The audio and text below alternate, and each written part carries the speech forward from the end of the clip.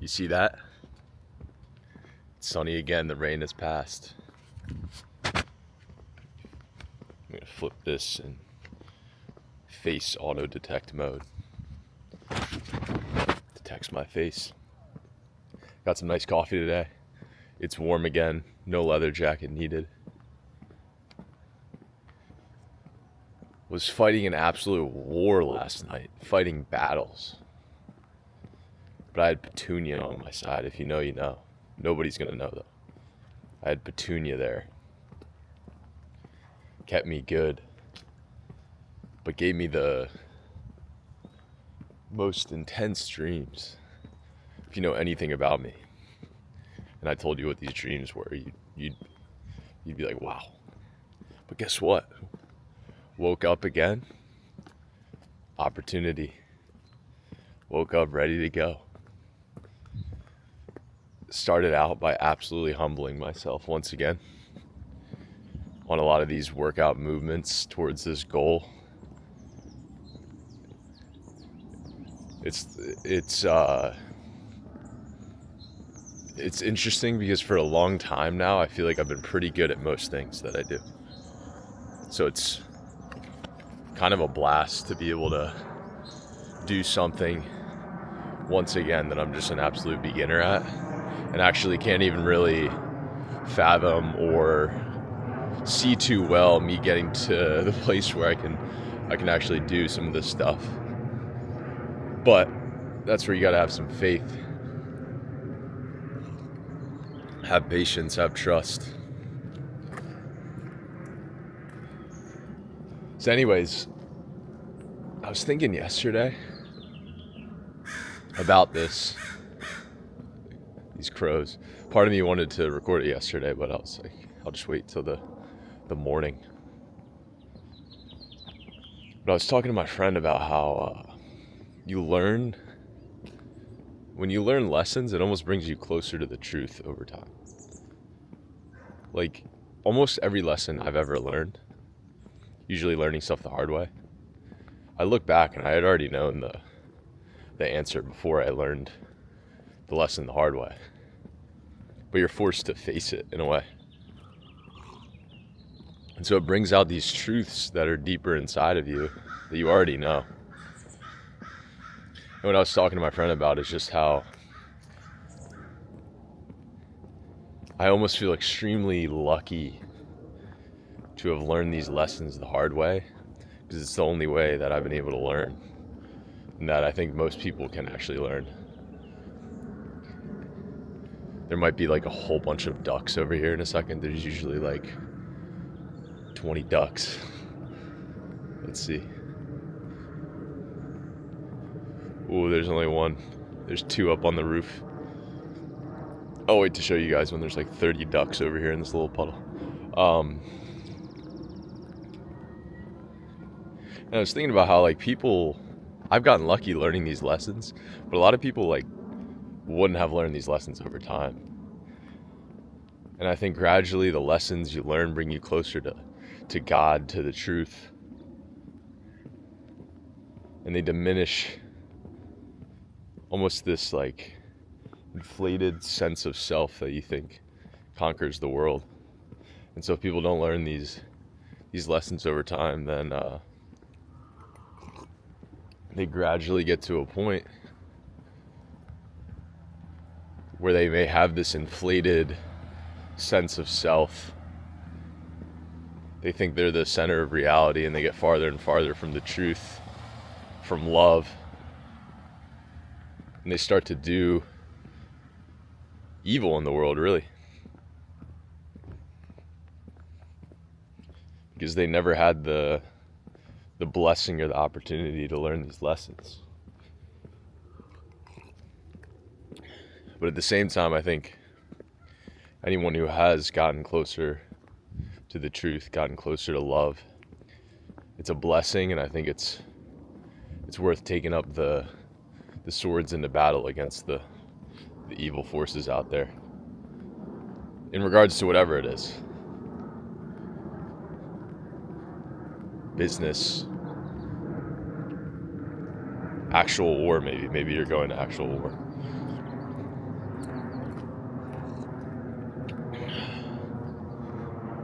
So it's always coming closer to these truths that you know internally. And you may forget about over time. So you got to constantly remind yourself.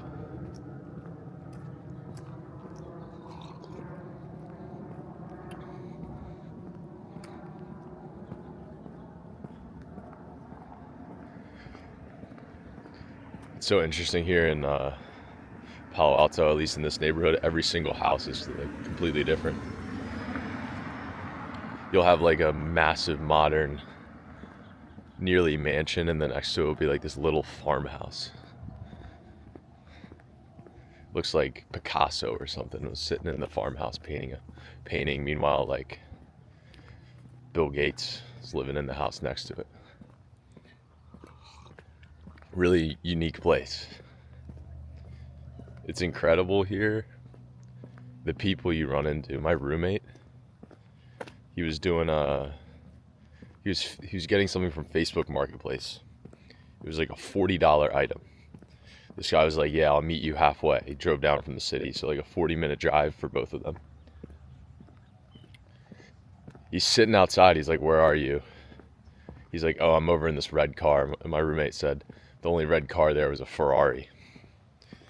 So he went over to this Ferrari, got this $40 item from the guy, which he had tried to bargain a bit for it. He said, could I get it for less before they met up? And the guy said no.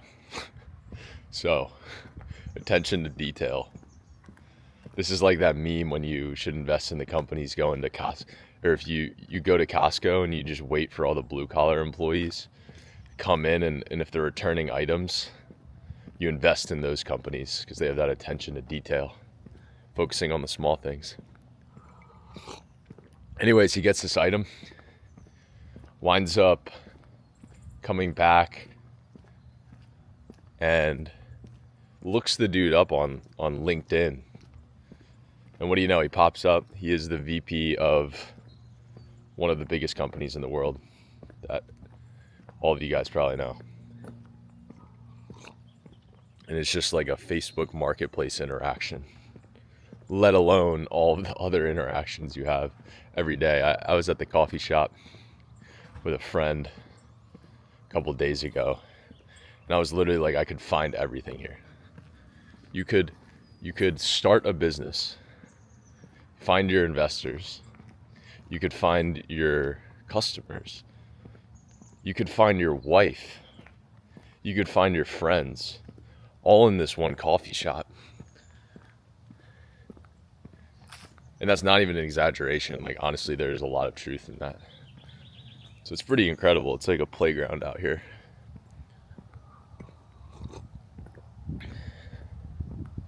So if you're ambitious, the Bay Area, really any city for that matter, is important. I wanted to say ambitious though, because we're wrapping it around to the whole point what we were talking about. I think it comes down to like, do you have ambition driven by fear? Or is it ambition driven by love? Do you have ambition to make the world a better place, to spread love throughout the world? Or is it fearful? Are you trying to perform for someone? Trying to live up to something?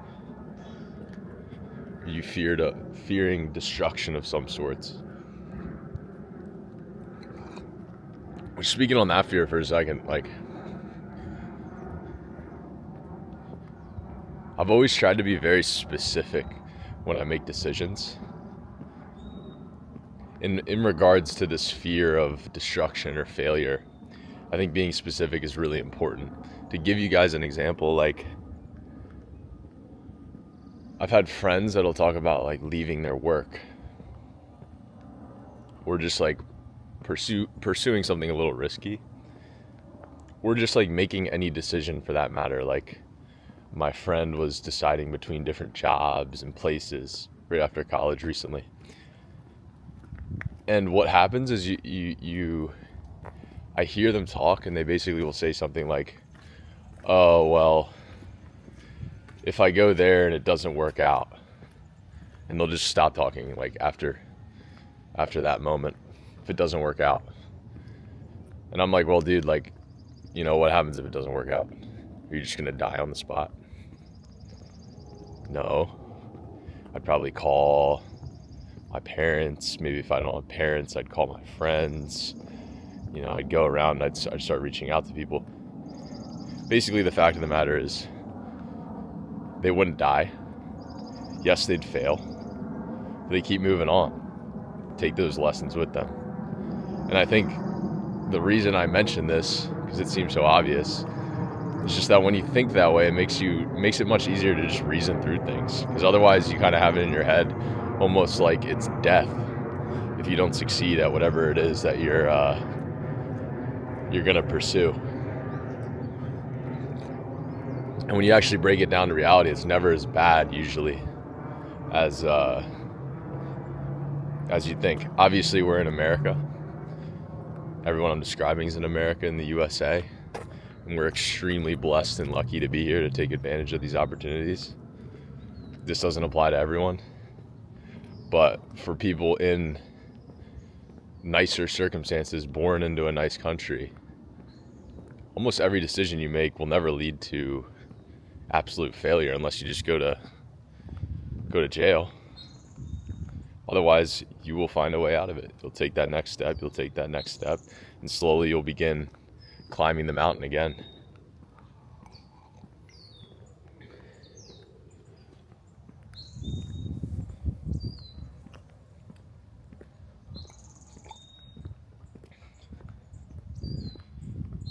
So, I'm excited for today. Ramping up a lot of different growth mechanisms. Just having a ton of fun and doing what I love. So, I hope you guys have a great day. Maybe there was a tidbit here and there in this that helped you out a little bit. If not, no worries. Go kill it. We'll talk soon.